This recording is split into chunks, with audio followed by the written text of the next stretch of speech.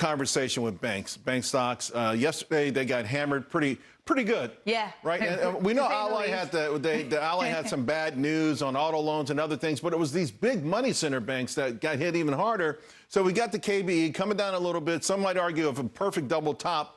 But you still like this sector? So I do. We did get some warnings from Goldman Sachs and JP Morgan. That's what really caused these last 5 red lines.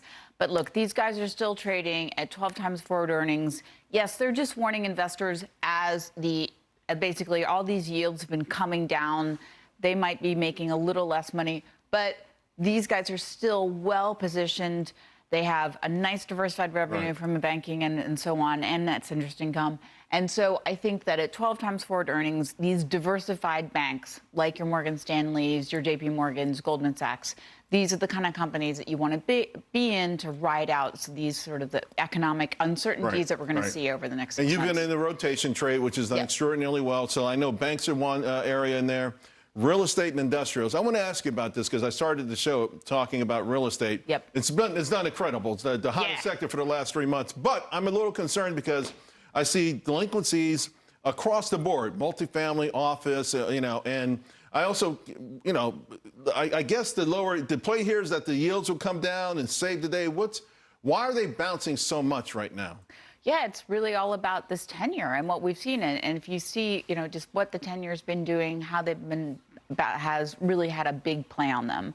I think I'm avoiding more of your commercial real estate.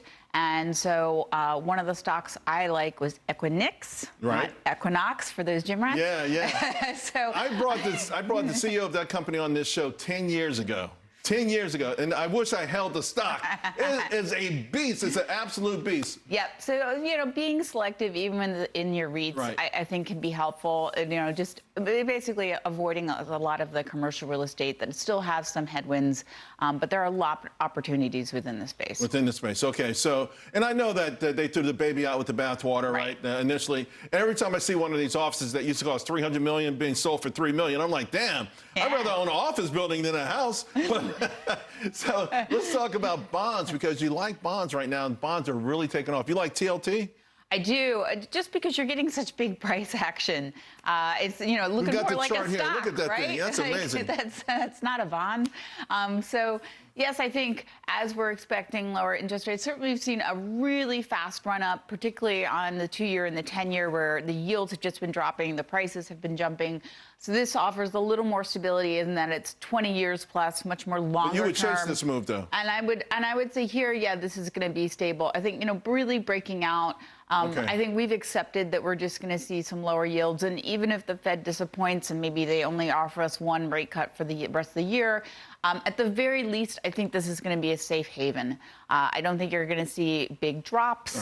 And again, I'm being very defensive. I'm being still very risk off. What is it going to take for you to get a little bit more constructive, a little bit more offensive? I'd like to see 75 bips of cuts by year end. So by the end of the year? Yeah, and I'd like to see any sort of change when it comes to employment. I am just like many of your other guests.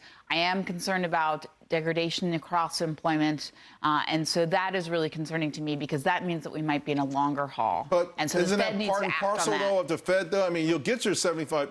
If the jobs market goes down even faster, you're going to get the cuts that you want. So, but I want it. But you don't want a recession. I'm hoping that they actually do the cuts. Like my concern is that they don't act fast enough and we see a massive deterioration. And that would change my mind. I think they should have acted in July. I agree. All right. Great stuff. You've been hot.